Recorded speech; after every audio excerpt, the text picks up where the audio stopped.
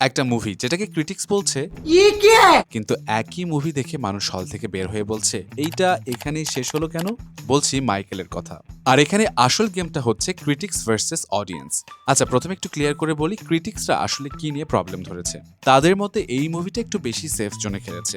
মানে মাইকেল জ্যাকসনের লাইফের কন্ট্রোভার্সিয়াল এলিগেশনগুলো খুব ডিপভাবে দেখানো হয়নি, কিছু সেন্সিটিভ কেস স্কিপ বা সফট করে দেখানো হয়েছে। স্টোরিটা অনেকটা ওই পারফেক্ট ইমেজ মেনটেন করার মতো আর কি। আর প্যাসিং এমন যেন শুধু ইম্পর্টেন্ট মোমেন্টগুলো দ্রুত দেখিয়ে যাচ্ছে, পুরো জার্নিটা ফিল করার সুযোগ কম। সো বেসিক্যালি ক্রিটিক্সরা বলছে great show but not the full truth. কিন্তু এখন আসি অডিয়েন্সের কাছে। তারা হলে ঢুকছে অ্যানালাইসিস করতে না, তারা হলে ঢুকছে ফিল করতে। আর এখন প্রশ্ন হলো তারা কি পাচ্ছে এখানে।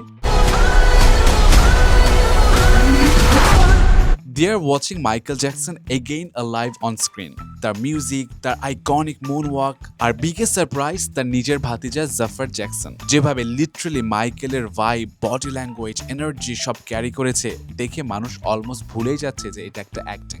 আর এইখানেই অডিয়েন্স বলছে স্টোরিটা যতই সিম্পল হোক না কেন, এক্সপিরিয়েন্সটা নেক্সট লেভেলের।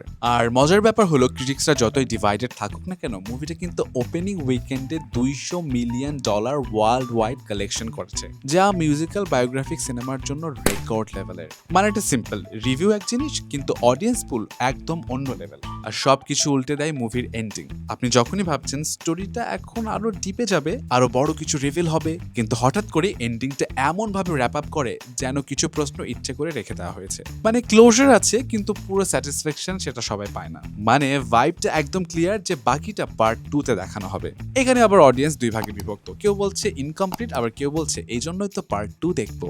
সিম্পল কথা, হাফ আনসার দিয়ে কিউরিওসিটি ধরে রাখা। এখন রিয়েল প্রশ্ন হলো পার্ট 2 এ কি আসল ট্রুথ দেখাবে নাকি আবারও সেফ গেম খেলবে? কি মনে হয়?